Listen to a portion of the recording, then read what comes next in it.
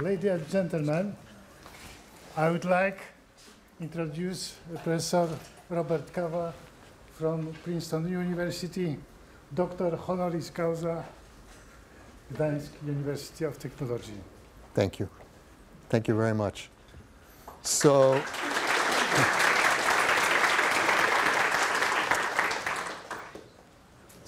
this is a lecture hall where there is no clock.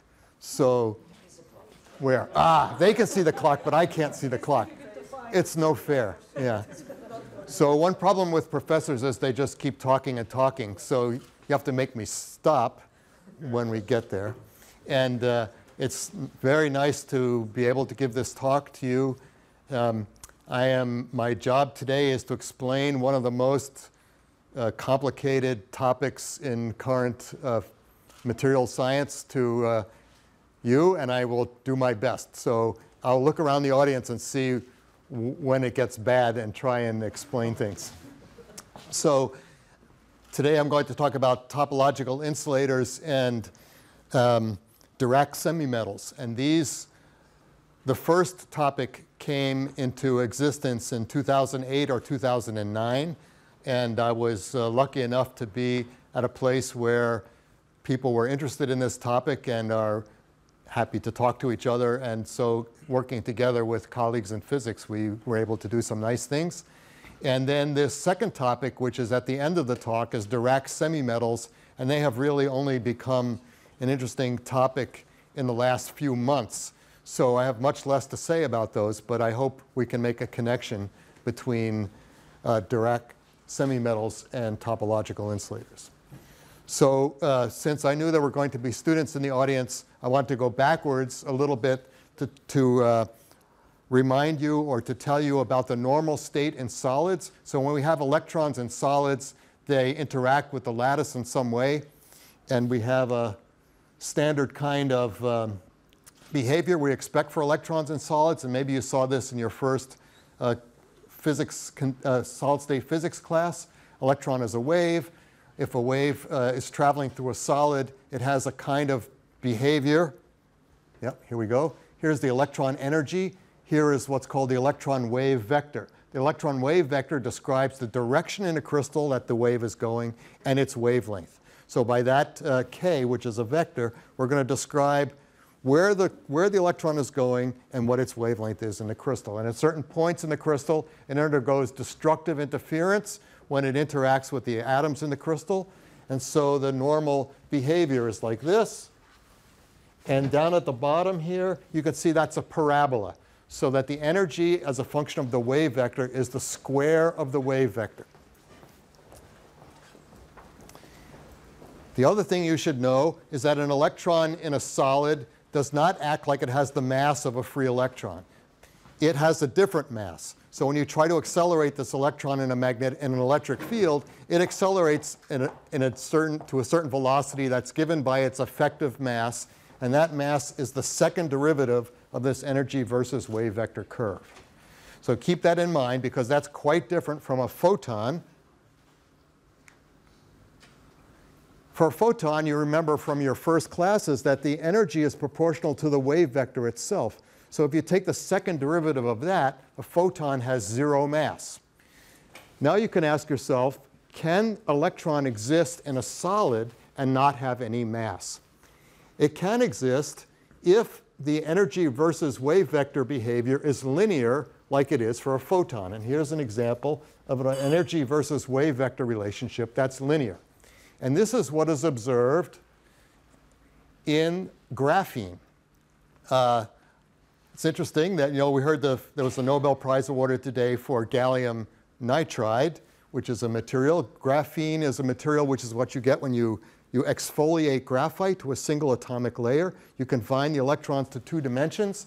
And because of the electronic structure of graphene, the relationship between the electron energy traveling in this plane here and its wave vector, which describes its wavelength and direction in the crystal, is linear. So if this were to be perfectly linear, the electron traveling in graphene would have no mass. Of course, it's not perfectly linear, but it's close to linear. So here's the normal case. where the electron has a band that looks like this. Here is graphene. Notice that these two linear things cross at a point. That point is called a Dirac point. And this kind of dispersion of the energy versus wave vector, which leads to zero mass, is called a Dirac dispersion. So these are called Dirac particles. How do we know that electrons have that behavior? Well, there's a tool called ARPES, Angle Resolved Photoemission Spectroscopy. And I'm afraid I had to go back to explain what this is. You will remember that Einstein discovered the photoelectric effect, or explained the photoelectric effect. We take a photon, we hit a material with it, and we can measure the energy and the wavelength of the electron that leaves, and we can tell what state it came out of. So we take a solid, we hit it with a photon, we measure the energy and the wave vector of the electron that comes out, and we can learn where it was in the solid in the first place. So you can detect the energy versus wave vector relation inside the solid by using photoelectron spectroscopy. And here's an example that shows this kind of behavior. This is actually in one of the topological insulators, which I'll tell you about later. But look, it's not quite a perfect straight line, but in the vicinity of this point, it's pretty straight. All right, so there it is. We can measure it with photoelectron spectroscopy. We can see the states the electrons are in. The other thing to teach you something about is this Fermi energy. That's the energy of the highest filled state. So we have energy states that are available in the solid, but we have the option, or we can control the chemistry in some way to fill those states to a certain point. And the highest filled state is called the Fermi energy. And if we look at the cut this way, where now we're going to cut at the energy here and look at all the directions of the waves that are possible, I might have something here. In this case, it's a circle. That's called the Fermi surface. Okay, so the Fermi surface is the surface that describes all the possible wave vectors for the electrons that are in the highest filled state. Good? This is our background, okay? Scanning tunneling microscopy plays an important role here, and it's a wonderful tool that allows a scientist to put a very sharp atomic tip on top of an individual atom inside a crystal and tunnel electrons from the tip into the crystal by quantum mechanical tunneling. And what that actually tells you is the density of states of electrons directly under the tip. In other words, if you remember from freshman chemistry, it's the square of the electron wave function under the tip. So I can drag a tip, if I'm very patient, over a period of months across a crystal and look at one atom at a time and look at what the electronic density is over that atom. Okay, that's how scanning tunneling microscopy works. So ARPES gives you the global picture. Scanning tunneling microscope shows you what's happening one atom at a time. So here we are back at graphene again. So here we're going to show you graphene has this kind of dispersion, which is this linear dispersion here. In graphene, this thing happens at 6 points for 6 different kinds of electron wave vectors that are equivalent by symmetry. If I fill this to the ideal case, so here are the filled states, here are the empty states. This little circles here, those are the Fermi surfaces at a specific electron concentration. If I've done this exactly right, I want to fill it to these little points. These are the Dirac points. All right, this is where we start. So graphene, which has been very popular for years now, there was a recent Nobel Prize, I don't know when that was, for graphene. It's a very, very clever thing, because in the past, if you wanted to study electrons confined to 2 dimensions, you had to build yourself an atomically thin layer by using a very sophisticated device. Now, if you want to study electrons confined to a single atomic layer, you can use a piece of Scotch tape. Not so easy, but you can do it. Pull off a single layer of graphite, that's graphene, and then you can put contacts on it if you're a genius, and measure the electronic properties of the electrons in a single layer of graphite. Okay, now we're ready. So confining electrons to 2D often leads to dramatic effects. You can end up with superconductivity, charge density waves. I won't describe those. But in some materials, you can actually make some kind of crazy composite particles that are a combination of a magnetic field and an electron, and have something called the fractional quantum Hall effect. Very exotic state of matter. You needed to do something very sophisticated to see it in the past. Now you can see it in graphene. Okay? That's good. When something opens up where a lot of scientists can do an experiment, many things get discovered. So if something is restricted to 5 people on Earth, it's not as much happens as what happens when everybody on Earth can do the measurement. So two theorists, Charlie Kane and Liang Fu, were working on graphene, and they came up with a really good idea. They said, I would like to combine graphene with a material that has strong spin-orbit coupling. So maybe you also remember from your general chemistry classes that spin-orbit coupling means that the energy of an electron depends not only on its spin, but depends on the orbital component of its trajectory. And they realized that spin-orbit coupling is strongest in elements in the periodic table where the electrons are traveling around the nucleus very, very fast, and that happens in very heavy elements. So spin-orbit coupling, which is almost missing in graphene, is very strong for heavy elements in the periodic table. They realized that if you combine spin-orbit coupling with Dirac physics, you can end up with an exotic new state of matter. And they made a prediction, a very rare prediction in material science, where they said, if you look in this specific material, and they told us which material to look in, and you look for this specific effect, and they told us which specific effect to look for, you're going to see this strange state of matter. Now, this is very rare. You know, you always think theorists predict. They predict, indeed, but they usually don't know enough about materials to predict a specific thing in a specific material. This was unusual. So they said it should be photon-like. They said that not only should it be photon-like, but by adding spin-orbit coupling, we're going to do something else that's not present in graphene. You learned in your chemistry class or elementary physics class that all states in solids are filled with electrons of both spin types.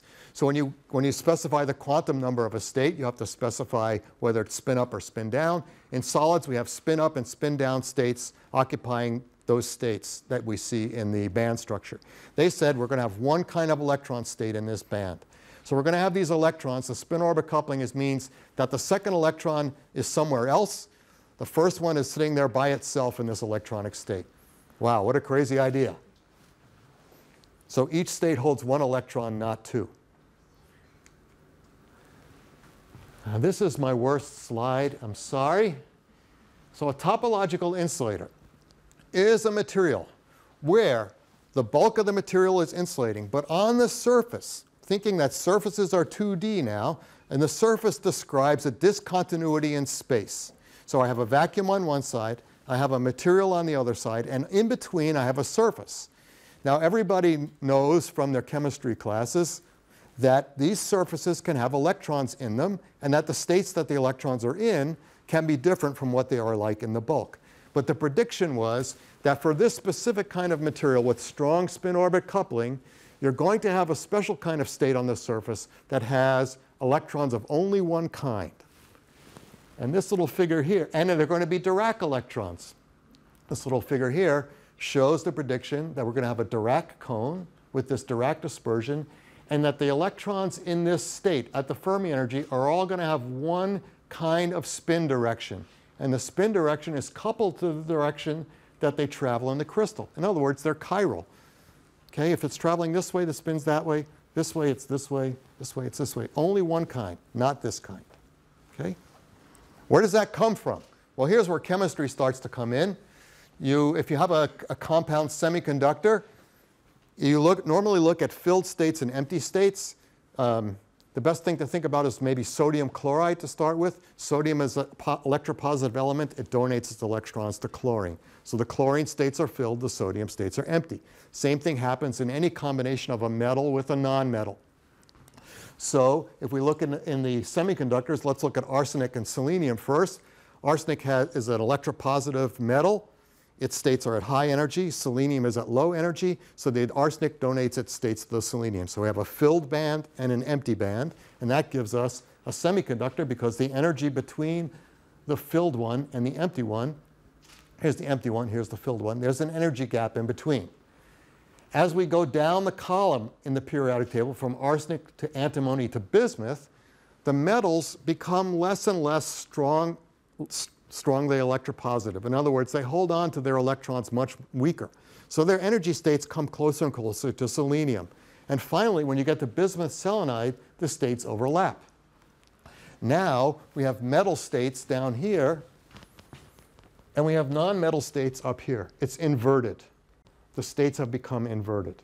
And when you add spin-orbit coupling to that, it opens up a band gap, but you left some metal states down here and some selenium states up there.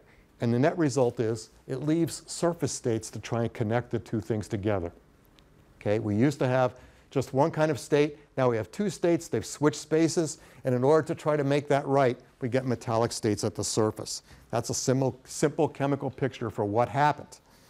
Why it did it this way, that's physics. Okay? Don't ask me. All right. So back in the olden days, if you wanted to observe, olden days meaning 2007, if you wanted to observe exotic states of matter in 2D, you had to build a machine like that. Now you can have a junky furnace like is made in my lab. You can grow crystals of the material that was predicted. Here's a crystal of bismuth 0.9, antimony 0.1. That's how specific the prediction was. We can grow a crystal of it, and we can look on the surface of this thing. And right here at room temperature, we have one of the most exotic states of matter that there is. It exists on the crystal.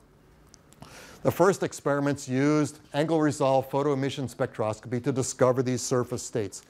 And bismuth antimony turns out to be complicated. So here are the bulk states here. They're just shown like this. The surface states are these funny things here. Here's the dispersion.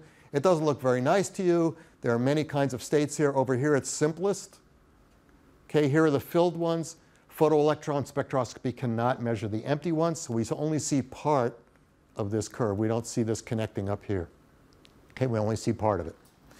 That turned out to be a little bit too complicated. People didn't like that. There's a cool thing about photoelectron spectroscopy. You can build a detector that sees electrons with only one spin type. So one important thing to prove was, is this crazy idea that there are only one kind of electron in this state true? How are we going to detect that? Well, we're going to take a detector, put it in front of our photoelectron spectroscopy meter, and we're only going to detect electrons with spin going this way. We're not going to look at ones going this way. So we're going to scan across these states. Here are the surface states coming to the Fermi energy. And now we're going to scan across these and look at the spins of the electrons in there. And sure enough, there's one kind, and here's the other kind. They do not occur in the same place. So the electrons in those states are spin polarized, just as in the prediction. Okay, there's no way this talk's going to be an hour, so I'm going to stop at some point. But then you could do a really cool experiment that reminds me of freshman chemistry. So I teach freshman chemistry, and we have electrons in a 1D box is our standard thing that you make kids derive when they're freshmen. You can do it. You have an electron in a 1D box, it's trapped. So it has a wave function. It's quantized to n equals 1, n equals 2, n equals 3 states. The energy of the states goes as n squared. But you can actually measure those states in a scanning tunneling microscope. You can put the scanning tunneling microscope at a particular energy, scan across the trap, make a trap, scan across the trap, and look at the peaks in the electron wave function and tell what the wavelength is and what its energy is. And you can plot an energy versus wavelength dispersion. And it looks like this. Here's the energy versus wave. Look, it's quantized. Oh, just like you learned in freshman chemistry, it's quantized. Wow, that's real. It's not a joke. Okay? But the thing is about these states, the quantization goes by n, not as n squared. So they're Dirac particles, not regular electrons. Wow, that's the simplest demonstration that these are interesting things. Goes as n. All right. Oh, bismuth antimony. That was cool, but it was complicated. So the physicist came to me and said, Bob, can you dream of something that the theorists haven't predicted yet that is just like bismuth antimony but isn't bismuth antimony? Okay, I said, I don't know. How about bismuth selenide? So the point being that it was heavy, Small band gap semiconductor, had bismuth, had the same symmetry as bismuth antimony. It's a very good topological insulator. And here's the ARPA spectrum. Can you see it? Here's the surface state showing this dispersion. Here's the Dirac point right here. Here's the bulk valence band down here. The bulk conduction band, you can see it up there. So bismuth selenide is a beautiful topological insulator. It has only one surface state now. It's spin polarized like the other one. It's very simple because it's near the origin of the reciprocal lattice. It's near what's called the gamma point. So the electron waves, all the electron waves with a particular wave vector in a circle display this property. So it's much simpler than bismuth antimony. The problem is, can you see it? The photoelectron spectroscopy sees states right there. That means, okay, so the way this works is the physicist asks for something, the materials scientist makes it, they get it, they go, oh yeah, that's nice, but you know what? That's not what we really wanted. What we really wanted was something where you're going to fill this thing up with electrons, but you're going to stop right here. So there are only electrons in the surface states. All the electrons in the Fermi energy that I'm going to measure are in the surface only, not in the bulk. So bismuth selenide is no good for the next round of experiments because there are electrons filling that state. They want us to drop the filling, drop the number of electrons on the surface, so only the surface states are there. How are we going to do that? Well, you can do it. And the reason you can do it is because of something called defect chemistry, which I'm going to show you in the next slide. There's a whole branch of material science that involves the chemistry of defects. And normally, you might not think about defects, but in semiconductor physics, in material science of semiconductors, it's the defects that give rise to the electronic properties. So, you know, if you're doping silicon with phosphorus or silicon with boron, you make an N-type or a P-type semiconductor. The same thing is true with this class of semiconductors, but now the band gap is much smaller than it is in silicon, and it's much more delicate to properly dope it to make it N-type or P-type. We found that this one, so between bismuth telluride and bismuth selenide, which both have the same crystal structure, has the bismuth layers here and 3 selenium layers on the outside. Here's bismuth here, here and here, and 3 tellurium layers on the outside. In between them, because selenium is more electronegative than tellurium, it likes to be bonded to bismuth on both sides. So it segregates to the middle, and there's a specific compound, Bi2Te2Se. Let me show you something about that. If you have a lattice and the particles in the lattice are charged, so let's start with sodium chloride. Sodium, sodium, sodium, sodium, sodium, sodium. If I pluck out a sodium, there's a plus charge missing. So that vacancy has an effective charge. So I had plus, plus, plus, nothing, plus, plus, plus, plus, plus. So that nothing is more negatively charged than all the other ions around it. So the vacant site has a negative charge. Okay? Same thing happens in this kind of material. It turns out that bismuth telluride has a predominant defect, which is that bismuth goes on the tellurium site. Oh, let me remember the periodic table now. Bismuth is before tellurium. So it has 1 fewer electron than tellurium. So if I have a tellurium 2- on some site, I'll replace it with a bismuth. The bismuth is a 3-, not a 2-. So therefore, that little thing is charged. That's the minus charge. And it has to be neutral. The crystals must be neutral, so it generates a positively charged carrier. Same thing for vacant site in bismuth selenide. Vacant selenium site is 2+, because I should have seen a 2- there, but it was missing. It generates 2 electrons. So these two things have opposite defects that dominate their doping. These things give rise to positive carriers and negative carriers. If we make something in between, which is bismuth tellurium selenide, and you think about it, you don't just make random samples, you think about it, you can balance the two things and end up with something that's neutral.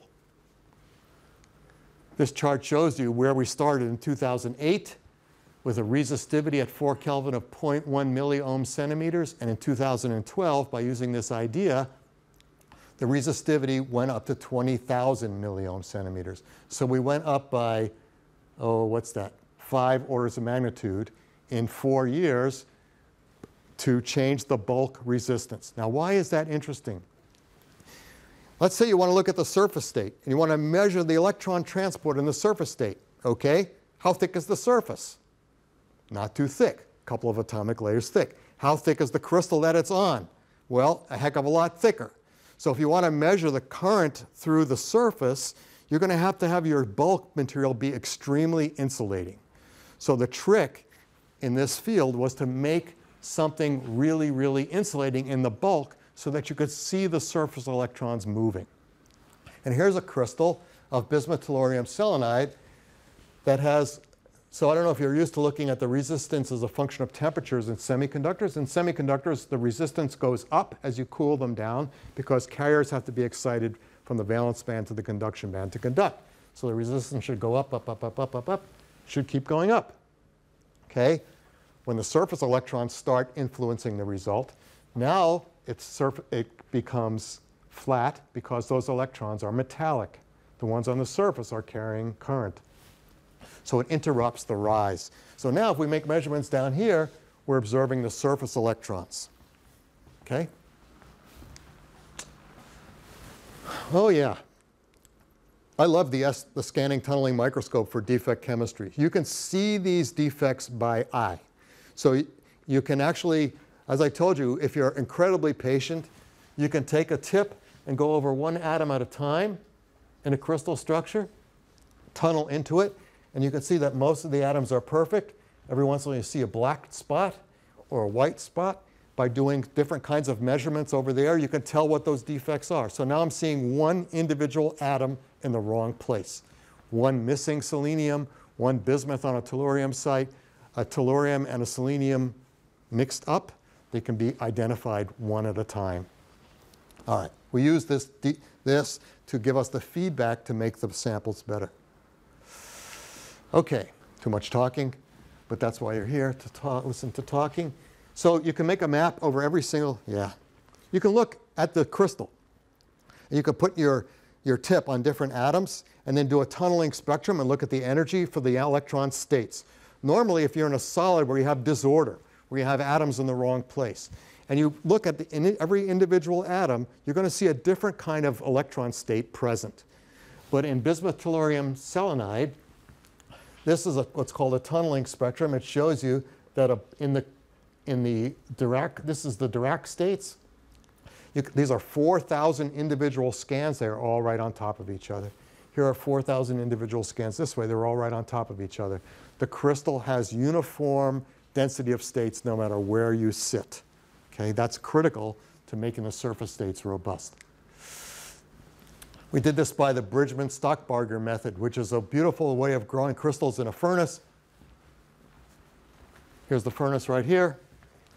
In a period of 2 weeks, you slowly lower the crystal into the melt, and you grow a crystal that's 14 centimeters long, and then we've just cleaved part of it so you can see the layers.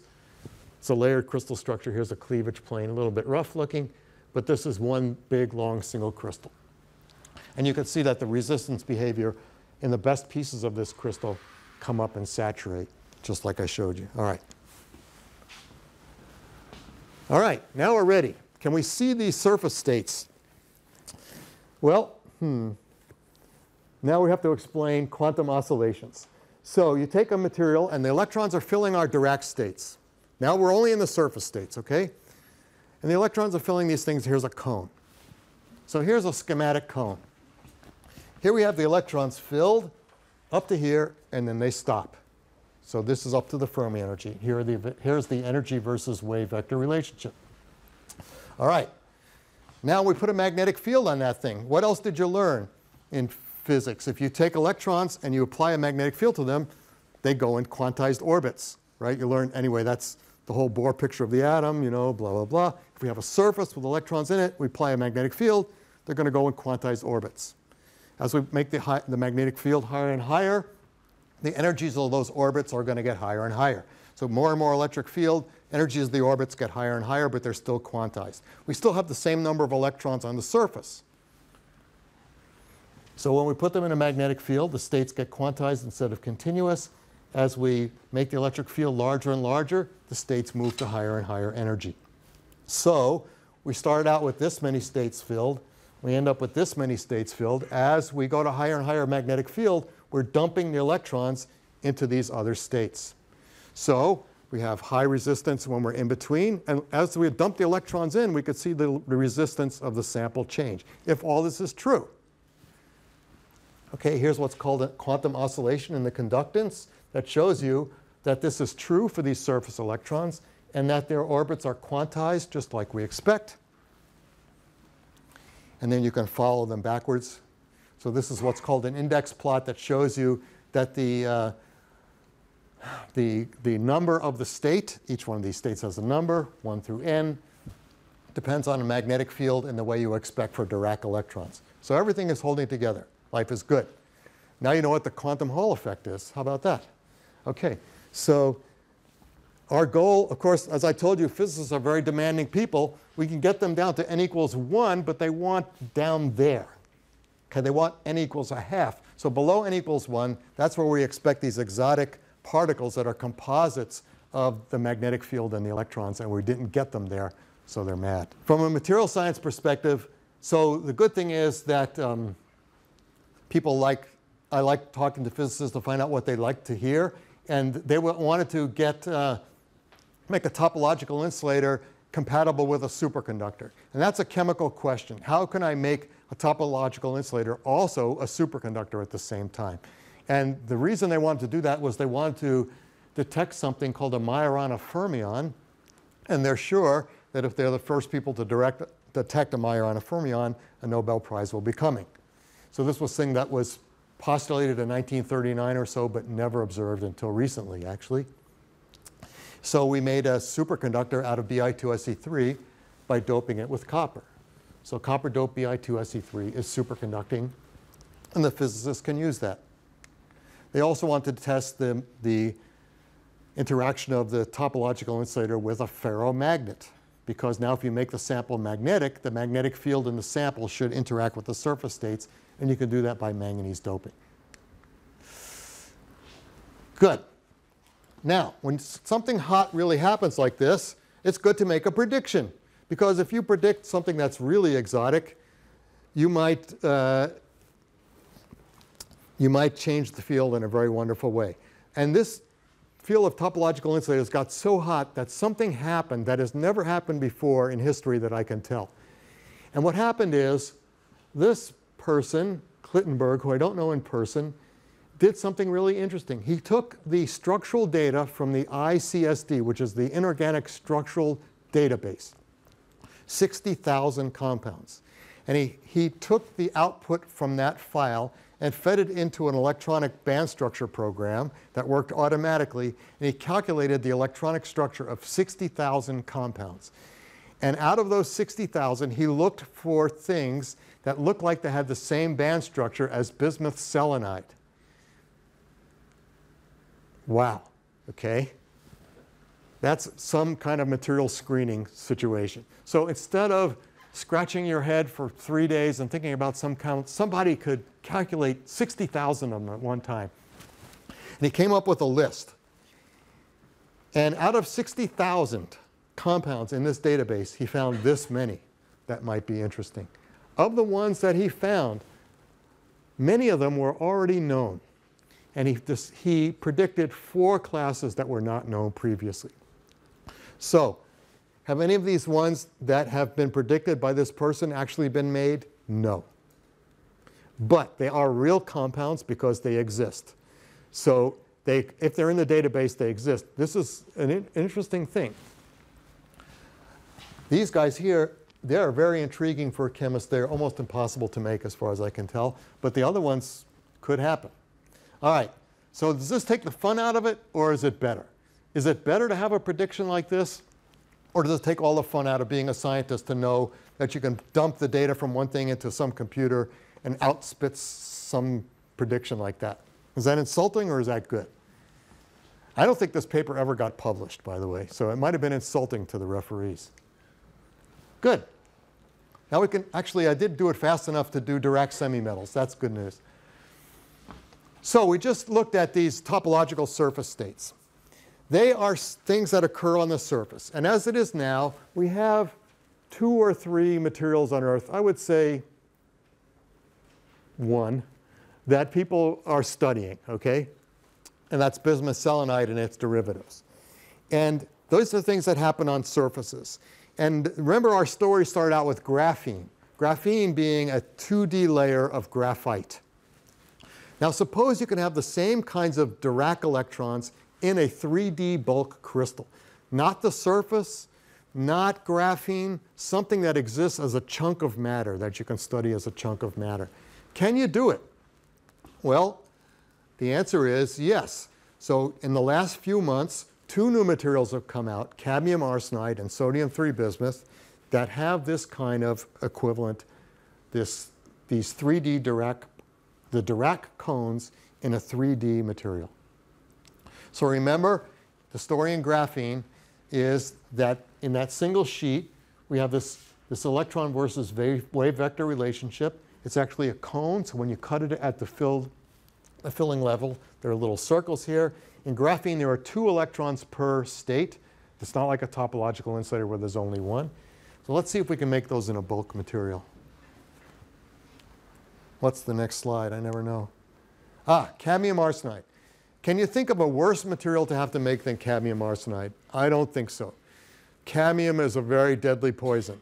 Arsenic is a very deadly poison. Put them together and you get something that is a very deadly poison. But predictions say that it should have this kind of exotic state. So the trick there is to convince your students to make it and to do it in a safe way. Right. And so for some glorious period of, I'd say, 6 months before there was an out-and-out rebellion in my lab, students were making cadmium arsenide. Now they refuse. But there it is. And when the people who do photoelectron spectroscopy studied cadmium arsenide, they were shocked to observe this. So remember the plots I showed you before where you have these kinds of bands, like in a normal surface, a normal state of any kind in a bulk has a parabolic band or something like that. Here is a state in cadmium arsenide. Here's energy. Okay, here's wave vector. It's this tiny little narrow thing. What is that? Now, in photoelectron spectroscopy, they have to do some kind of trick to determine whether it's a 3D state or not, but they know how to do that. So they can tell the difference between a state that's on the surface and a state that's in the bulk. And they determined that the electronic structure of cadmium arsenide had Dirac cones like this, just like you see in graphene, that they're displaced along a certain direction in space. Electron traveling in that direction will have that energy versus wave vector relationship. So cadmium arsenide is what's called a Dirac semimetal. The electrons that are carrying the charge are in states that have a linear energy versus wave vector relationship. There they are. And it's a semimetal because these states touch at a point called a Dirac point. A semiconductor would have these states do that. Okay? Semimetal. Dirac dispersion. Do you remember about Dirac dispersion? Dirac dispersion, the second derivative of the Dirac dispersion is 0. So electrons in that state, if this is what we think it is, should have a very, very low mass. Therefore, if we accelerate them in an electric field, they should go pretty fast. Oh, I have a little comment here about reviewers. This stupid paper, I mean, I guess the more crazy the result, the more annoying referees get. But they held it up for months and then finally let it go in the same form that we submitted it. So, all right. The message here, part of the message here is that real materials that are interesting from a physics perspective can be complicated. Under normal circumstances, there's a balance between, there's always a balance between how complex a material is and how interesting its properties are. If a material is too complicated, I don't care how good the properties are, nobody's going to care about it. Okay? Cadmium arsenide is very, very, very complicated. But people are motivated to figure it out because of this Dirac semimetal case. Right? So normally, you might ignore cadmium arsenide because it's too complicated. I'm going to show you why. But in fact, the exotic property makes people want to try to figure it out. Complication number 1. cadmium arsenide got tetragonal symmetry. So you learned somewhere in school that tetragonal symmetry means it should have fourfold symmetry in a plane. So when I look down on the plane of the atoms in cadmium arsenide, I should see a square. What happens when you look in a scanning tunneling microscope on the cleavage plane of cadmium arsenide? You get that picture right there. You see a square in here anywhere? No, they're little hexagons. So the first complication was that the prediction was that those two little points that were the Dirac points should be perpendicular to the square in the crystal structure. But when the crystal cleaves, it cleaves that way. Now the points are in some wacky orientation compared to the surface. So when you're doing an ARPES experiment, you have a hard time telling exactly what's going on. So if they were like this, and the crystal cleaved like this, and you're looking at the surface with ARPES and testing the bulk states, which you can do, they should have been like this. But the crystal cleaved this way. So the states are tilted. What the heck? So they had to figure that out to understand the ARPES experiment. So that's complication number one. Complication number two. Now comes the interesting thing. Remember I told you that the Dirac electrons should have very low mass. And what the mass is a measure of how much you accelerate the electron in an electric field. So what is the signature of that? You can measure the conductivity of cadmium arsenide. So here are two crystals of cadmium arsenide. One is an ordinary crystal where the resistivity at low temperature gets to 50 microohm centimeters, which is low. But look at this one. Really, really, really, really low. So here's a perfect crystal of cadmium arsenide. And here, the electrons are being accelerated very, very fast by the applied magnetic electric field. The mobility is 10 to the 7 centimeters squared per volt second. 10 to the 7. What's the normal kind of mobility for an electron in a piece of junk that's made in my lab? 10. Okay, so this is 6 orders of magnitude better. Can that be because all of a sudden my lab didn't get sloppy? No, my lab is a piece of junk. Okay, there's every element in the periodic table is in my lab.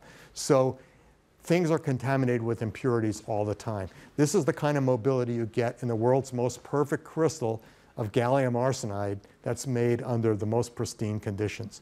So this is ridiculous. Okay, 10 to the 7 is very, very, very high. And it's made in a bulk crystal, and it's a characteristic of the fact that these are Dirac electrons. Remember, their mass is supposed to be small. It's measured along a needle. The needle has a funny direction in space. There's a picture of a beautiful needle. This made the physicists so upset that I literally had to bring this guy, Ong, who's my constant collaborator, down to the X-ray lab and show him the actual crystal that they measured on the diffractometer with the machine telling him that this was the direction of the crystal. He didn't believe that after 45 years of doing crystallography, I could tell what the direction of the crystal was. That worked out fine. All right. Remember I showed you the tunneling spectrum of bismuth, tellurium, selenide. Here's the tunneling spectrum from cadmium arsenide done in the STM. Here's the normal kind of thing that happens when you have a defective material.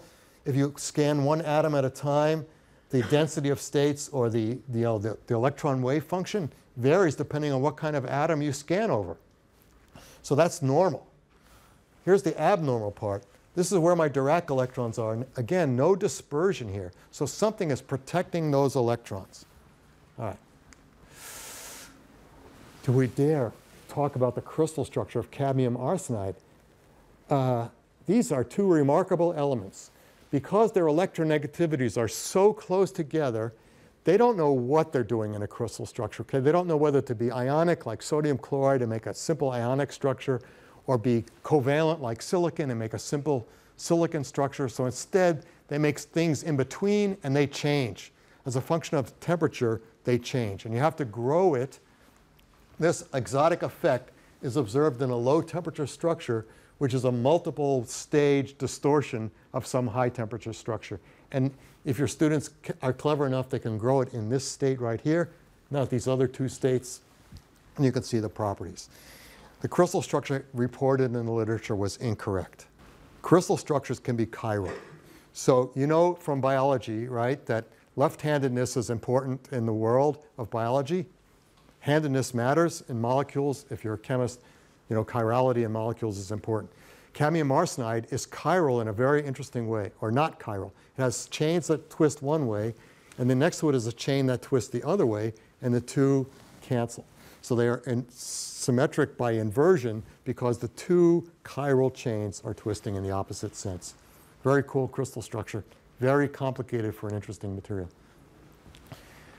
Good news, this little thing right here, which is our Dirac point, which occurs right at the Fermi energy right here, is immune to all the crazy things in that crystal structure. It is protected. It's just there. Okay? There it is. And nothing else is present at the Fermi energy, only these Dirac electrons. So if we want to study Dirac electrons, there they are. All right. Good. We're right at the end, right on time. Sodium-3 bismuth is conceptually simpler than cadmium arsenide. It was predicted to be a Dirac semimetal. Good. Simple one. Sodium-3 bismuth has a very simple crystal structure compared to cadmium arsenide. It's got a sodium bismuth layer. Here's bismuth, sodium, bismuth, sodium, bismuth, sodium, a little hexagon, two little sodiums in between. Beautiful, simple crystal structure, simple electronic structure. There's the Dirac point right there. It's all good. One small problem. Sodium-3 bismuth is a lot like sodium. You know what happens when you bring sodium out in the air? Do you ever chuck sodium in a bucket of water? Do you do that in your freshman chemistry classes? Yeah, it's not good. So sodium-3 bismuth is theoretically a perfect material. It's a more robust, simpler Dirac semimetal than cadmium arsenide, but it has the obvious problems that are associated with sodium. It's mostly sodium, okay? If you take this out in the air for a few seconds, it's gone. So we just, of course, our physicist collaborators wanted. Here are beautiful crystals of sodium-3 bismuth. Can you see them? Grown out of a molten sodium flux in a sealed steel tube. Okay? And then the sodium flux is then decanted. So you grow it in a tube, then you flip the tube over, you stick it inside a centrifuge, and you decant the flux, the molten sodium, out, and these crystals are left behind. And then you get a beautiful picture of them inside your dry box, but you can't take them out. Okay. But the physicists have learned how to put leads on these things, and they have the same kinds of mobility, high mobility that the cadmium arsenide has. All right. Good. So I took you on a long trip. We started in a very simple place, and we ended up with topological insulators, which I hope you have an understanding for now, at least to start, and Dirac semimetals, which are the next thing that came. So the Dirac semimetals are in their infancy. We still have lots of room for predicting new ones that are more stable or less complicated than cadmium arsenide and sodium-3 bismuth. As the longer people think about this, the more interesting the predictions are. Think of it, you know, in 2008, everybody understood the science is like this, right? All of a sudden, somebody has a new idea, a brand new state of matter is discovered, everybody gets excited, they all work on it. If you're lucky enough to be in a place where you have the chance to work on it, you can contribute to something like that. There's many, many possibilities in this field and much more to come, and I would like to encourage you to work on it if you can. Thank you for your attention.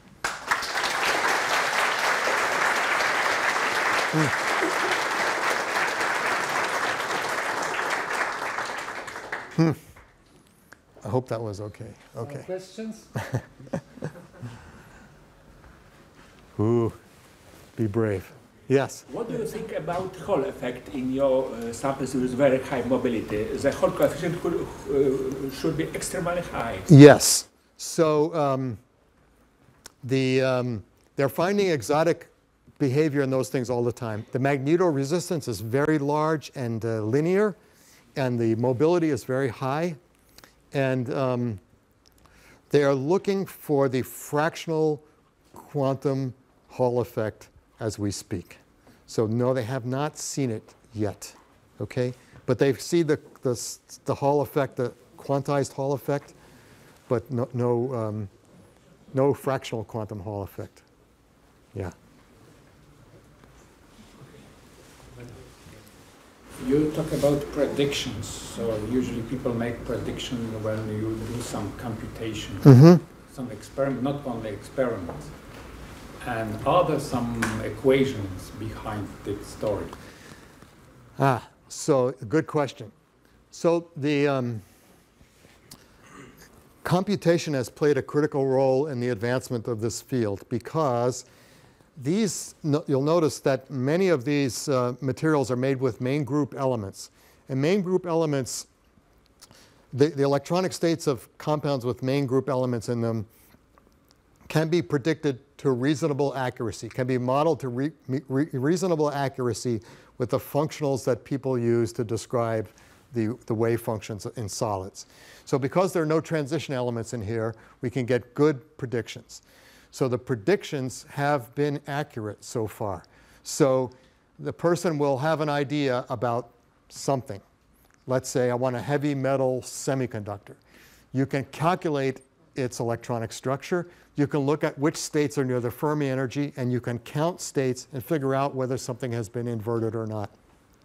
So in the area of topological insulators, they count states at different points in the Brouillon zone, and then they calculate whether a state has flipped from being up to being down, and then they can predict a topological insulator. There are other predictions too that all involve a sophisticated analysis from a theoretical perspective of a calculated electronic structure. So they all start with a program that calculates the electronic structure, but then after that, you have to do some smart physics to understand what happened. Okay, so it's kind of in between. Yeah. There are things to look for in the calculations. Even a student, once they get the idea, can look for something. But that still doesn't help explain, whether you're really going to see it or not. Yeah. Okay. Speaking of predictions, do you hope to find this topological insulator with superconducting? This is one of the holy grails is this superconducting topological insulator. So the one I found, copper-doped bismuth selenide, turns out to be not so good because it's not a good material and you can't reproducibly make it. So the field is still looking for a good superconducting topological insulator. There's something I didn't talk about, which is what's called a topological crystalline insulator, where this kind of Dirac state on a surface is protected by something that's different than this. So there's a whole other class of materials called which have mirror planes that run perpendicular to surfaces, and the mirror plane makes the electronic states on the surface special. These are called topological crystalline insulators. There is an example of a topological crystalline insulator that can be made superconducting by doping. Okay? That has just come out, and so now we need to see if the topological states are affected by the superconductivity. Nobody knows. Good question. Though there's always the next thing to find. That's what's good about being a material scientist. Huh? Yeah. Good. Other questions? Don't be scared. Okay. Thank you. Thank you. Very interesting talk. Okay.